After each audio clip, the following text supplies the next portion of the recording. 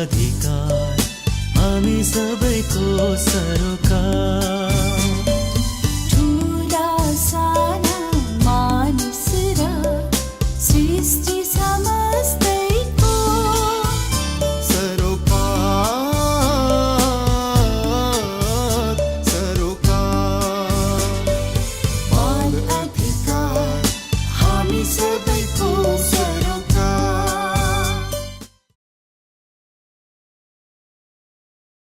नमस्कार, कार्यक्रम बाल सरोकारमा यहाँलाई स्वागत गर्छु। यो कार्यक्रम बाल बालिका अनि बाल अधिकारका विभिन्न क्षेत्रमा काम गरिरहेका निकाय र यसका सरोकारवालाहरूलाई लक्षित छ।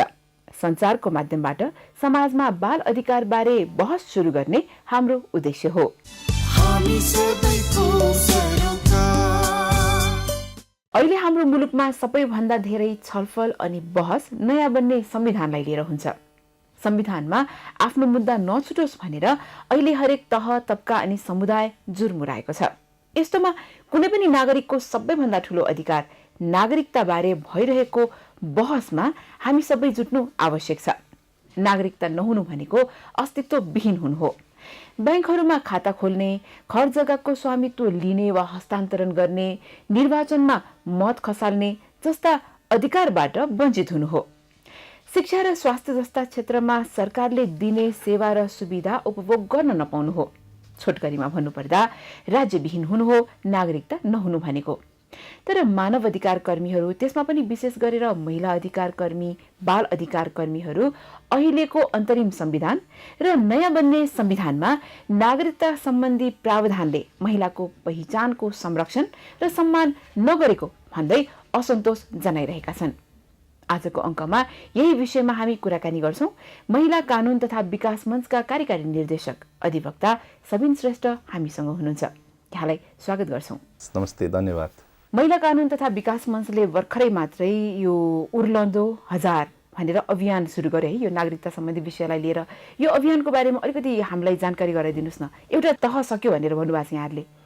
हजुर, यो चाहिँ के तह सिद्धियो भन्दाखेरि संविधान सभाले संविधान बनाउन लागिरहेको छ र संविधानभित्रको एउटा महत्त्वपूर्ण पाटो भनेको नागरिकताको विषय पनि संविधानभित्रको एउटा महत्त्वपूर्ण पाटो हो। र संविधानभित्रको यो महत्त्वपूर्ण पाटोको विषयमा नेपालको नागरिक को हुने को नहुने भन्ने विषयमा कुरा गर्दाखेरि चाहिँ संविधान सभाले एउटा चाहिँ सकारात्मक भन्दा पनि एकदमै कुनै पनि व्यक्ति नेपालको नागरिक हुनलाई चाहिँ आमा र बाबु दुवै त्यो देशको नागरिक भयो भने चाहिँ नागरिकता हुने भन्ने जुन व्यवस्था छ, त्यसले भोलि आउने पुस्तालाई, भोलिका हाम्रा बालबालिकालाई चाहिँ राज्यविहीन बनाउने चाहिँ एउटा खतरा निम्त्याउने हुनाले आमा र बाबु होइन, त्यसको सट्टामा आमा वा बाबुमध्ये कुनै एक नेपालको नागरिक छ भने उहाँको सन्तानले चाहिँ नागरिकता पाउने व्यवस्था हुनुपर्छ भन्ने एउटा चाहिँ यो मागका साथ हामीले यो उर्लदो 1000 अभियान चाहिँ मनाएका हौँ। 2063 को जुन अन्तरिम संविधान छ नि, यसमा त उल्लेख छ नि यो धारा 8 को 2 मा आमा वा बुवा भनेर नै। त्यसमा पनि त तपाईहरुले असन्तोष जनाउनु भएको हो नि त। वास्तवमा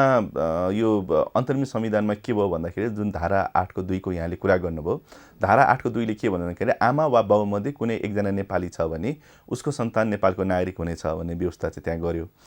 तर त्यसको साथसाथै तल गएर धारा 8-7 पनि त्यसमा छ। दुर्भाग्यपूर्ण धारा 8-7 ले के भन्यो भन्दाखेरि चाहिँ माथि जुनसुकै कुरा लेखिएको भए तापनि भनेछ, त्यसले चाहिँ माथिको धारा 8-2 लाई काट्ने भयो। माथि जुनसुकै कुरा लेखिएको भए तापनि नेपाली महिलाको हकमा चाहिँ जसको चाहिँ विदेशी श्रीमानबाट जन्मेको सन्तानले अंकृत नागरिकता पाइन्छ भनेर महिलाको हकमा चाहिँ त्यो धारा 8-2 लाई चाहिँ काट्ने काम चाहिँ तलको धारा 8-7 ले गर्यो। त्यसले गर्दाखेरि जुन धारा 8-2 को वा छ त्यो बाबुको हकमा लागू भयो। बाबु चाहिँ नेपाली छ भने उसको सन्तान, उसको आमा को हो भन्ने पनि देखाउनु परेन, कहाँ जन्मेको भनेर पनि देखाउनु परेन, कुनै पनि कुरा देखाउनु परेन। नेपाली बाबु भन्ने बित्तिकै नागरिकता पाउन सक्ने स्थिति भयो। तर आमाको हकमा चाहिँ त्यसले गर्दाखेरि के भन्दाखेरि 3 थरीको आमाको चाहिँ परिकल्पना अन्तरिम संविधानले गरेको छ। एउटा यस्तो नेपाली आमा जसको श्रीमान नेपाली छ, त्यो अर्थमा नेपाली आमाबाट नागरिकता पाउने भयो। तर त्यो नेपाली आमाबाट होइन, त्यहाँ त फेरि नेपाली बाबु देखाउनु पर्यो। अनि यस्तो एउटा नेपाली आमा जसको चाहिँ श्रीमान विदेशी छ भने उसबाट चाहिँ जन्मेको सन्तानले अङ्कृत मात्रै पाउने भनेर चाहिँ गरेको छ। त्यसले गर्दाखेरि चाहिँ अङ्कृत पाउने हो, तर अझसम्म त्यो चाहिँ प्रोभिजन अनुसार कसैलाई पनि दिएको छैन। र अर्को नेपाली आमा जसको चाहिँ बाबु पत्ता लागेको छैन भन्ने छ, र त्यो प्रक्रिया बाबु पत्ता नलागेको वा पितृत्व ठेगाना नभएको भन्ने प्रक्रिया आफैमा अपमानजनक छ। त्यसले गर्दाखेरि अहिले भइ के रहेको छ भन्दाखेरि एउटा बाबुले नागरिकता दिन जति सहज वा सरल छ, आमाको हकमा चाहिँ जहाँ चाहिँ श्रीमान श्रीमती मिलेर बसेको छ बाबु छ त्यहाँ त केही समस्या हुने कुरै भएन। तर जहाँ बाबु र आमाको चाहिँ सम्बन्ध रहन सकेको छैन, बाबु बेपत्ता छ, बाबुको मृत्यु भइसक्यो, वा चाहिँ बाबुले कान्छी श्रीमती ल्याएर बसेको छ, वा बाबु चाहिँ भागिएका छन्, जहाँ चाहिँ एउटा आमाले आफ्नो सन्तानलाई हुर्काएर बसेको छ भने त्यहाँ चाहिँ नागरिकता दिनबाट चाहिँ वञ्चित भइरहेको छ। बाबु वा आमा कुनै पनि एकजना नेपाली नागरिक हुन्छ भने उसले आफ्नो सन्तानलाई नागरिकता दिने व्यवस्था हुनुपर्छ र नयाँ संविधानमा त्यो लेखिनुपर्छ भन्ने चाहिँ हाम्रो अभियान रहेको छ। बाबु वा आमा, तर त्यो सँगै चाहिँ तर भन्ने कुनै पनि व्यवस्था चाहिँ हुनु भएन। जुन चाहिँ अन्तरिम संविधानले चाहिँ तर गरेर आमाको लागि काट्यो त्यस्तो काट्न भएन। र एउटा चाहिँ स्वतन्त्र रूपमा, किन भन्दाखेरि यो प्रश्न केसँग पनि सम्बन्धित छ भन्दाखेरि चाहिँ महिलाको चाहिँ स्वतन्त्र अस्तित्वलाई स्वीकार गर्ने कि नगर्ने। पुरुष चाहिँ एउटा स्वतन्त्र नागरिक हुन्छ जसले अरूलाई पनि नागरिकता दिन सक्छ, तर महिलाको हामीले स्वतन्त्र अस्तित्वलाई स्वीकार गरेको छौँ कि छैनौँ। र आमाको कुरा गर्दाखेरि अझ के भन्न मन लाग्छ भन्दाखेरि हामी चाहिँ नेपाललाई भन्दाखेरि हाम्रो राष्ट्रिय गानमै आउँछ मातृभूमि नेपाल भनेर, होइन, मातृभूमि भन्छौँ, मातृभाषा भन्छौँ, तर आमाको नामबाट नागरिकता दिँदैनौँ। होइन भने त पृथ्वीभूमि नेपाल भन्नुपर्ने स्थिति आउन सक्छ, होइन। र एउटा आमा कस्तो भन्दाखेरि नेपाल हेर्नुहोस् एउटा यस्तो उच्च मातृमृत्यु दर भएको देश हो, होइन। आमाहरू मरिरहेका छन्, आमाका जीवन खतरामा छन् एउटा सन्तान जन्माउँदाखेरि, होइन। जसले आफ्नो चाहिँ जीवन खतरामा राखेर सन्तान जन्माउँछ, जसले हुर्काउँछ, जसले आफूसँग पाल्छ, त्यो आमाको मान्यता छैन। तर कुनै यस्तो बाउ छ जसले कहिले पनि आफ्नो उत्तरदायित्व पालना गर्दैन भने पनि त्यस्तो बाउलाई खोजेर ल्याएर उसले एकछिन जिल्ला प्रशासन कार्यालयमा आएर चाहिँ मेरो सन्तान हो भनेको आधारमा चाहिँ हामी नागरिकता दिइरहन्छौँ भनेपछि एउटा आमाले आफ्नो सन्तानप्रति गरेको लगानीलाई पनि हामीले किन मान्यता दिन सकिरहेको छैनौँ। र नेपाली महिला पनि नेपाली पुरुष सरह एउटा समान नागरिक हो भन्ने कुरालाई हामीले किन मान्यता दिन सकिरहेको छैनौँ। यो जुन यहाँले सन्दर्भ राख्नु भयो नि, होइन, यो सन्दर्भ एकदम ग्रामीण परिवेशमा वा ग्रामीण पनि नभनौँ, अझ कम शिक्षित मात्रै परिवारहरूमा देखिएको छ बढी कि यो सहर बजारमा पढे लेखेका भनेका शिक्षितहरूमा पनि यस्तो तपाईँले पाउनु भएको छ तपाईँहरूको अध्ययनले? यो चाहिँ ग्रामीणमा मात्र होइन, सहर बजारमा शिक्षित भनेको ठाउँमा पनि छ। र मैले के भन्न चाहन्छु भन्दाखेरि आज हामीलाई के लाग्ला भन्दाखेरि यो त हाम्रो समस्या होइन नि, यो समस्याबाट हामी परेको छैनौँ भन्न लाग्ला। तर नेपालका जति पनि एकदम शिक्षित पिएचडी गरेकै महिला हुनुहुन्छ भने पनि भोलि कुनै समयमा गएर उहाँको श्रीमानले उहाँलाई छोडिदिन्छ र अब छोराछोरीको नागरिकता आफै बनाऊ भन्छ भने त्यो स्थितिमा पनि उहाँले आफ्नो छोराछोरीलाई नागरिकता दिन सक्नुहुन्न। भनेपछि चाहिँ अहिलेको स्थितिमा चाहिँ श्रीमान बिना, होइन, श्रीमतीको अस्तित्वलाई चाहे शिक्षित होस् चाहे ग्रामीण होस् जोसुकै होस् त्यहाँ चाहिँ अस्तित्वलाई स्वीकार नगरेको स्थिति छ। र महिला भनेको चाहिँ एउटा चाहिँ अरूप्रति निर्भर नागरिक हो भन्ने मान्यतालाई चाहिँ दिएको छ।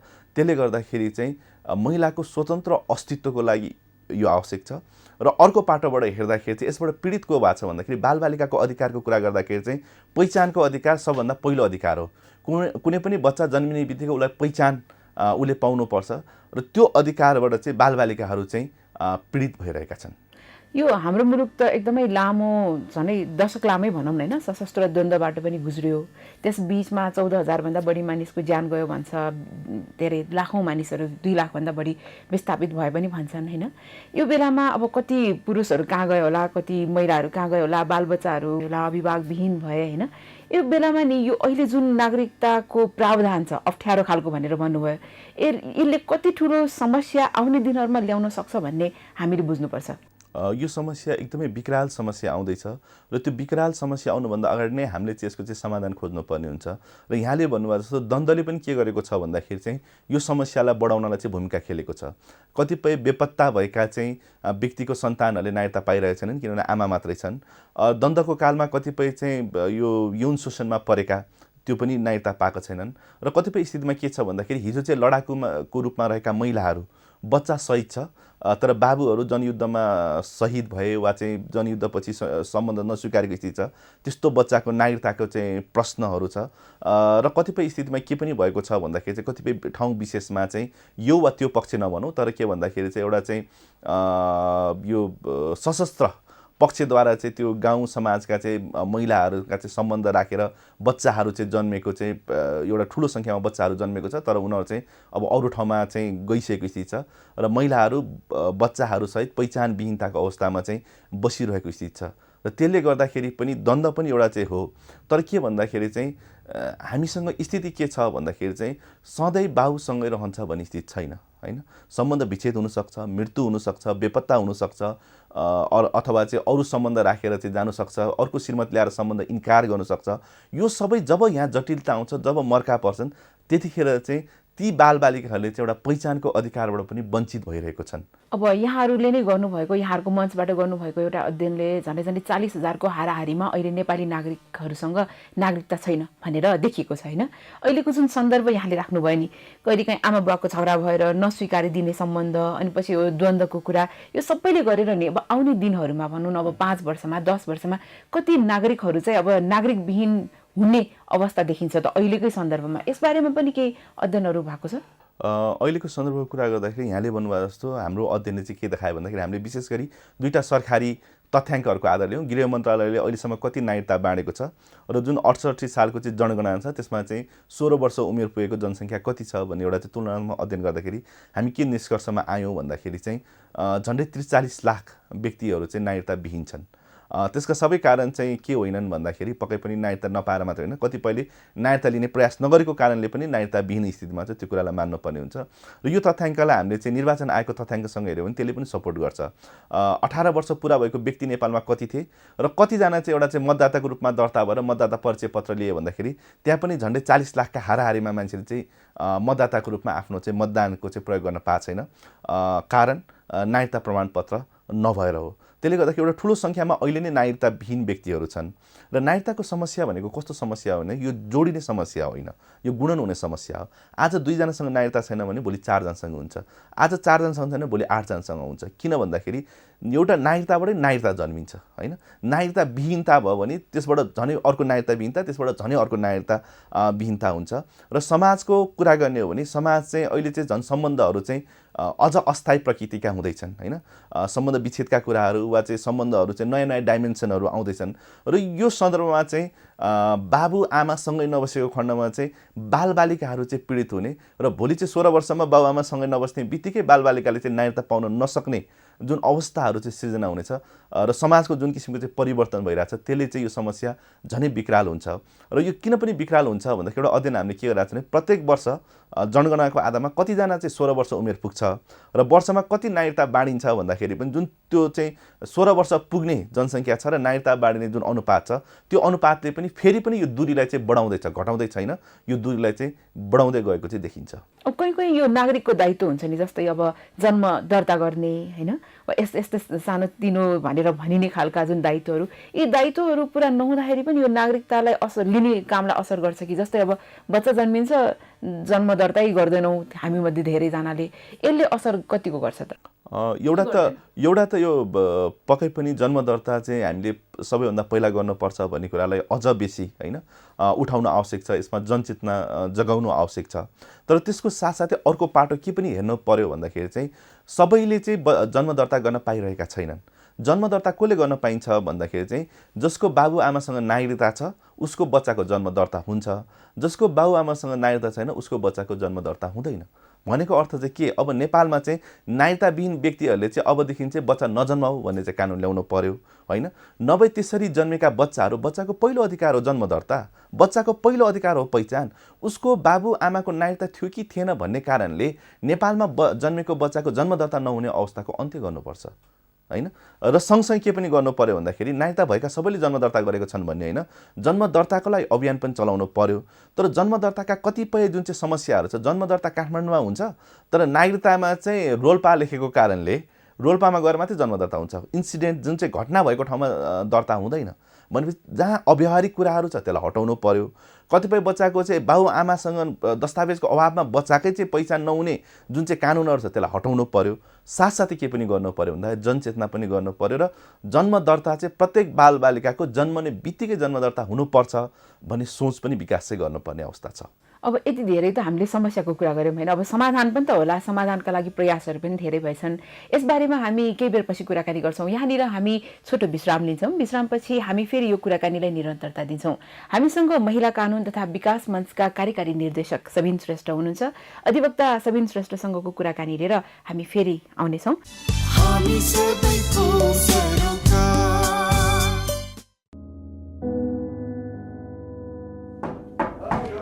जहिले रक्सी खायो, जहिले घर ढिलो आयो, लाज लाग्दैन तिमीलाई? छरछिमेकीको अगाडि मलाई मुख देखाउन नि थाहा वर्ता नभो। हैन के वर्ता बोले मैले? छोरीको फिस नदिएको 4 महिना भइसक्यो। आफ्नो सम्पत्ति त सिद्धायो, आज मेरो तलब पनि लगेर गयो हैन? के भनिस्? तिरै मैले भनेछु, मलाई हात नलगाऊ भनेर।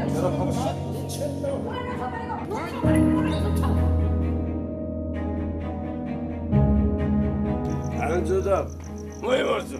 कसलाई के मतलब? ती हल्ला गरे होला, एक दिन होइन, 2 दिन होइन, टोलमा शान्ति नै छैन। के भनिस्?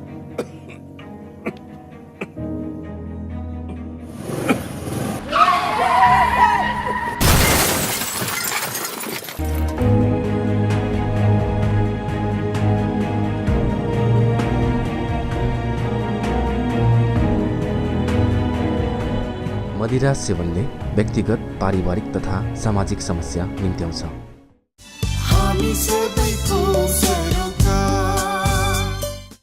विश्रामपछि फेरि स्वागत छ कार्यक्रम बाल सरोकारमा। बाल सरोकारको आजको अङ्कमा हामी नागरिकताको बारेमा संविधानमा रहेका अन्योलहरूको बारेमा कुराकानी गरिरहेका छौँ र हामीसँग यहाँ स्टुडियोमा हुनुहुन्छ महिला कानुन तथा विकास मञ्चका कार्यकारी निर्देशक अधिवक्ता सबिन श्रेष्ठ।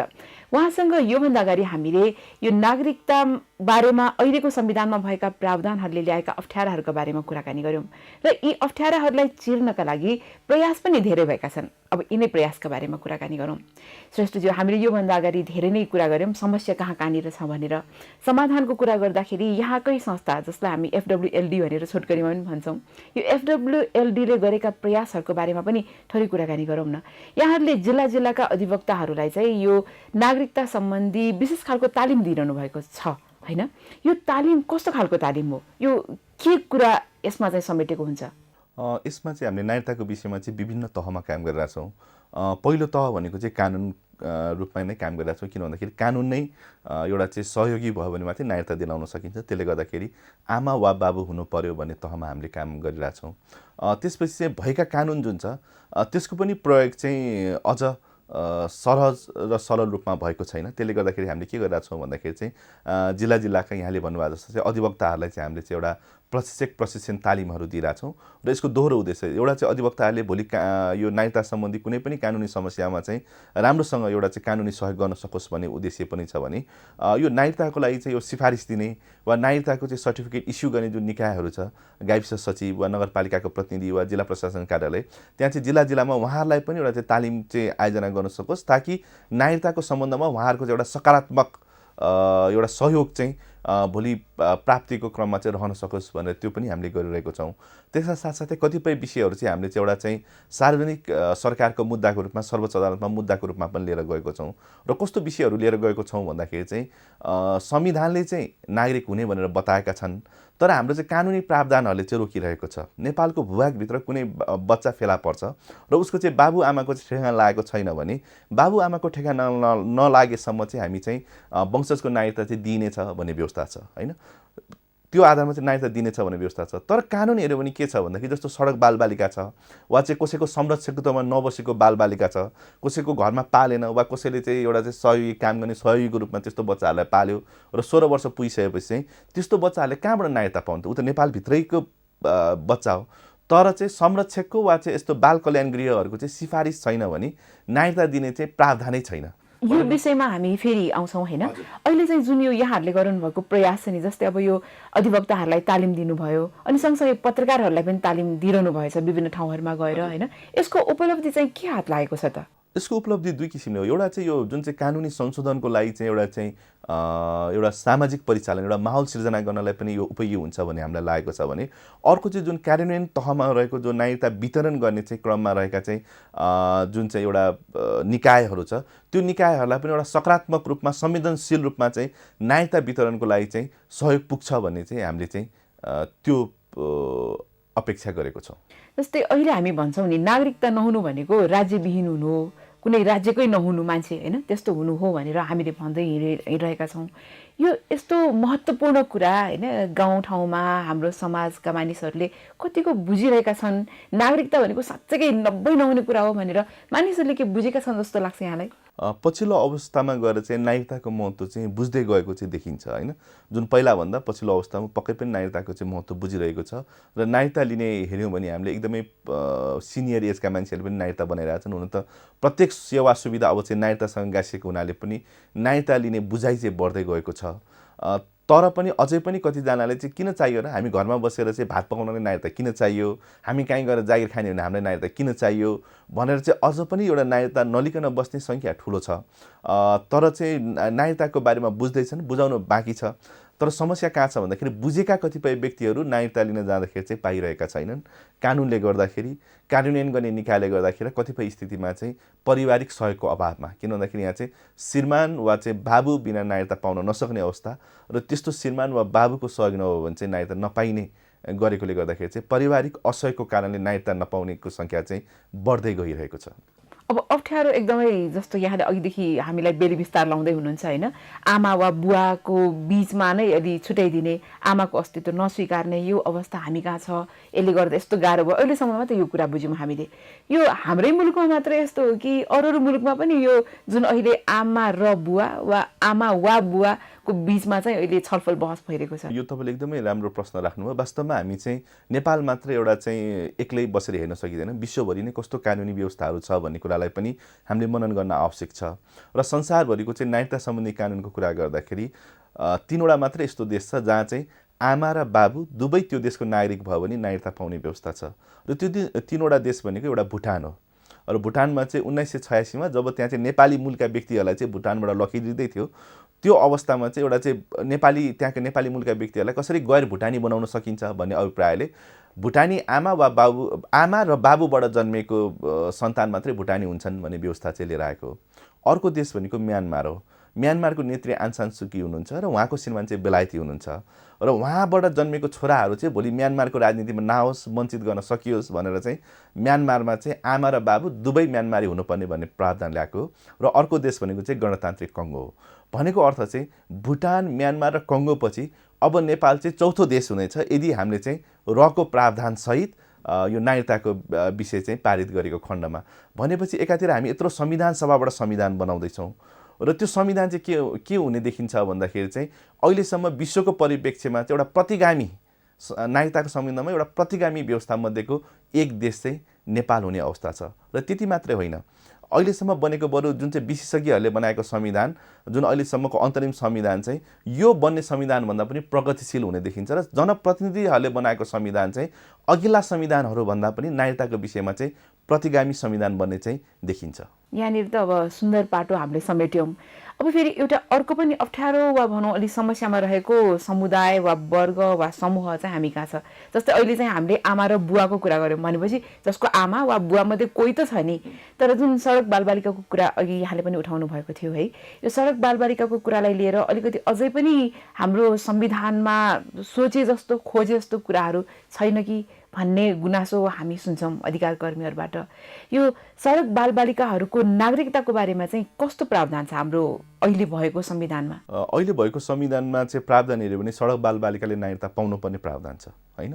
बाबुआमा ठेगान नभएसम्म नेपाल सरहदभित्र भेटेको बालबालिकाको नागरिकता चाहिँ हुनेछ भन्ने व्यवस्था छ। यो साँच्चै व्यवहारमा लागू भयो? व्यवहारमा चाहिँ के भएको छ भन्दाखेरि त्यही मैले व्यवहारको कुरा गरेँ। व्यवहारमा चाहिँ के गरेको छ भने त्यो त संविधानले प्रावधान भयो। अब नागरिकता सम्बन्धी ऐन छ हामीलाई त्यो संविधानलाई चाहिँ सपोर्ट गर्नको लागि, र नागरिकता सम्बन्धी ऐनले के गरेको छ भने कसरी नागरिकताको लागि चाहिँ हामी निवेदन दिन सक्नेछौँ भन्ने व्यवस्था छ।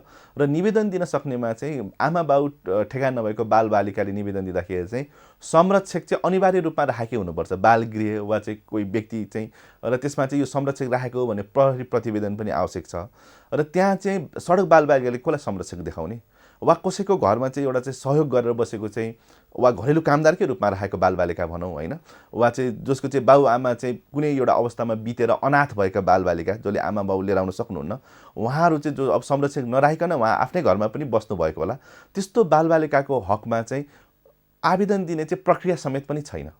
कानुनले संविधानले नागरिकता हुनेछ भनेको छ, तर हामी कार्यविधिमा जाँदाखेरि उहाँले चाहिँ एउटा आवेदन दिने प्रक्रिया समेत नभएको कारणले धेरै सडक बालबालिकाले नागरिकताको लागि निवेदनै दिन सक्नु भइरहेको छैन। संविधानकै कुरालाई पनि कानुनले काटेको छ होइन। संविधानले नागरिक हुन सक्नेछन् भनेको व्यक्तिलाई पनि नागरिकताको लागि निवेदन दिने व्यवस्था नै छैन र त्यो व्यवस्था नभएको भनेर चाहिँ हामीले चाहिँ सर्वोच्च अदालतमा पनि यो मुद्दा लिएर गएको छौँ होइन। सडक बालबालिकाहरूलाई पनि प्रतिनिधित्व गराएर चाहिँ हामीले लिएर गएको छौँ र हामी आशा गर्छौँ जसलाई चाहिँ एउटा संविधानले नेपालको नागरिक मानेको छ उसलाई चाहिँ नागरिकताको निवेदन दिने प्रक्रिया चाहिँ सुरु गर्नेछन् भन्ने चाहिँ हामी आशा गर्छौँ। तर अब दुर्भाग्य के छ भन्दाखेरि अब चाहिँ के हुँदैछ भन्दाखेरि झन् हाम्रो चाहिँ हामी किन पश्चातगामी हुँदैछौँ भन्दाखेरि चाहिँ अहिलेसम्म चाहिँ जस्तो बालगृहमा बसेको बालबालिकाहरूको हकमा चाहिँ यो संस्थाहरूबाटको सिफारिसको आधारमा चाहिँ अलिकति सहज प्रक्रियामा चाहिँ नागरिकता दिइरहेको थियो।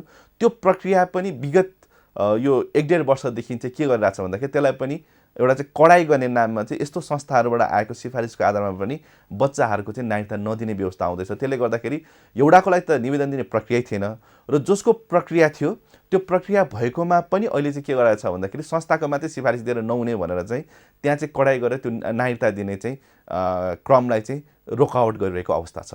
यो पहिला यसरी संरक्षणमा राख्ने सङ्घ संस्थाहरूले काम गर्न सक्ने पहल कदमी गर्न सक्ने होइन अहिले चाहिँ गर्न नसक्ने बनाउनु पछाडिको तर्क वा कारण त केही होला नि, त्यो केही त दिएको होला। अब तर्क वा कारण चाहिँ यो संस्थाहरूको नामबाट आएर जो पाए त्यसले नागरिकता लियो भन्ने उहाँहरूको सोच होला होइन। र यो संस्थाको पनि के छ भन्दाखेरि त्यहाँ कोही मान्छेले होइन पर्सनली गएर म जिम्मेवार लिन्छु भनेर एकदमै त्यहाँ जिल्ला प्रशासन कार्यालयसँग चाहिँ एउटा राम्रो सम्बन्ध बनाएर अलिकति केही दबाब दियो भने कसैले पाएका पनि छन्। तर सामान्य रूपमा चाहिँ अहिले चाहिँ पछिल्लो एउटा परिपत्र नै जारी गरेर चाहिँ गृह मन्त्रालयबाट एउटा परिपत्र नै जारी गरेर संस्थाका सिफारिस भएको कुरालाई पनि अन्य कुराहरूबाट समर्थन भयो भने मात्रै नागरिकता दिने नभए नदिने भनेर चाहिँ यसलाई पनि चाहिँ निरुत्साहित गर्ने प्रक्रियाको चाहिँ थालनी भएको छ। आउने दिनमा जुन मञ्चमा तपाईँ हुनुहुन्छ, कार्यकारी निर्देशक हुनुहुन्छ होइन, यसबाट चाहिँ कस्तो खालको पहल यहाँहरूले गर्नुहुन्छ? यहाँले भन्नुभयो जस्तो के देखिन्छ भन्दाखेरि नागरिकता कोसँग छैन भन्दाखेरि सीमान्तकृत समुदायसँग नागरिकता छैन। नागरिकता छैन झनै उनीहरू सीमान्तकृत भइरहेछन्। त्यसले गर्दाखेरि आज चाहिँ हामी चाहिँ नेपालमा भएका व्यक्तिहरूलाई मूल प्रभावीकरणमा नलाने हो भने उनीहरूलाई चाहिँ एउटा चाहिँ पहिचान नदिने हो भने उनीहरूको विकास कसरी गर्ने? प्रत्येक कुराको लागि नागरिकताको आवश्यकता छ। र के भन्दाखेरि नेपालमा चाहिँ नागरिकताविहीन व्यक्तिको सङ्ख्या यसरी नै बढाउँदै लाने यस्तै किसिमको चाहिँ एउटा चाहिँ कडा नीति नियम ल्याएर नागरिकताबाट वञ्चित गर्ने जाँदै हो भने भोलि नागरिकताविहीन व्यक्तिहरूको जुन एउटा ठुलो सङ्ख्या हुन्छ त्यसले झनै हाम्रो देशमा चाहिँ एउटा खतरा हुनसक्छ। किन भन्दाखेरि नागरिकता बिनाका व्यक्तिहरू अरू के भन्छन् र होइन। एउटा त कानुनी काम त उहाँले गर्न सक्नुहुन्न, गलत बाटो अपनाउनु पर्ने स्थिति आउँछ। त्यसले गर्दाखेरि चाहिँ हाम्रा नीति निर्माताहरू बेलैमा सचेत हुन चाहिँ आवश्यक छ। र जहाँसम्म मञ्चको कुरा छ, मञ्चले चाहिँ हामीले चाहिँ विभिन्न किसिमको एउटा त सबैभन्दा चाहिँ सबैजनाले नागरिकता पाउन सक्ने स्थिति होस्, नेपालमा भएका व्यक्तिहरूले चाहिँ नागरिकता पाउन सक्ने स्थिति होस्, त्यो किसिमको संवैधानिक कानुनी व्यवस्था होस् भन्ने किसिमले हामीले चाहिँ त्यो वकालत हामीले गरिरहेको छौँ। र जुन चाहिँ एउटा चाहिँ प्रदान गर्ने निकायहरू छ, सिफारिस गर्ने निकायहरू छ, गाविस वा चाहिँ जिल्ला प्रशासन कार्यालय, उहाँहरूको चाहिँ एउटा क्षमता अभिवृद्धि होस् भनेर उहाँहरूसँग पनि हामीले चाहिँ कामहरू गरिरहेको छौँ। यसको लागि चाहिँ कानुनी सहयोग गर्न सकोस् भनेर अधिवक्ताहरूसँग पनि हामीले काम गरिरहेको छौँ। र यसमा चाहिँ नागरिकताका विषयहरूको चाहिँ कुनै पनि मुद्दाहरू छ भने त्यसमा हामीले कानुनी सहयोगहरू पनि गरिरहेको छौँ। र सञ्चार माध्यम लगायत चाहिँ हाम्रो चाहिँ परिचालन मार्फत चाहिँ यो विषयहरूमा चाहिँ व्यापक जनचेतना हुनुपर्छ भन्ने सन्दर्भमा पनि हामीले चाहिँ काम गरिरहेको छौँ। र हामी सबैले यो चाहिँ कुनै मञ्च वा होइन, सबै जति पनि हामी अधिकारमा काम गर्ने सङ्घ संस्थाहरू लगायत सम्पूर्ण व्यक्तिहरू छौँ, नागरिकता भनेको पहिलो अधिकार हो र नागरिकता छैन भने कुनै पनि अधिकार उपभोग गर्न नसक्ने स्थितिमा चाहिँ हामी सबैले चाहिँ सबैजना नेपालीहरूले नागरिकता पाउन सक्ने एउटा सहज प्रावधान कसरी ल्याउन सकिन्छ भन्ने सम्बन्धमा चाहिँ हामी सबैको योगदान आवश्यक छ। र यहाँको यस कार्यक्रम मार्फत चाहिँ म त्यसको लागि चाहिँ आह्वान पनि गर्न चाहन्छु। हस् त, यति धेरै जानकारी दिनुभयो, स्टुडियोमा आइदिनु भयो, धेरै धेरै धन्यवाद। धन्यवाद। हामीले भर्खरै कुरा गरेका हौँ महिला कानुन तथा विकास मञ्चका कार्यकारी निर्देशक अधिवक्ता सबिन श्रेष्ठसँग। उहाँसँग हामीले हाम्रो अहिले भएको अन्तरिम संविधान र नयाँ बन्ने संविधानमा नागरिकता सम्बन्धी के कस्ता अन्योलहरू छन् र यी अन्योल चिर्नका लागि जनस्तरबाट के गर्न सकिन्छ र उहाँहरू जस्ता अधिकार कर्मीहरूले के गरिरहेका छन् त, यही बारेमा कुराकानी गऱ्यौँ।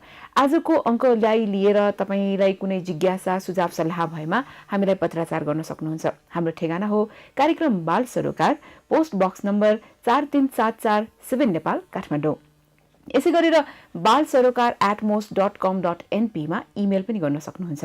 अर्को साता कार्यक्रम बाल सरोकारमा नयाँ विषय लिएर हामी फेरि आउनेछौँ। त्यतिन्जेलसम्मका लागि बिदा दिनुहोस्। नमस्कार।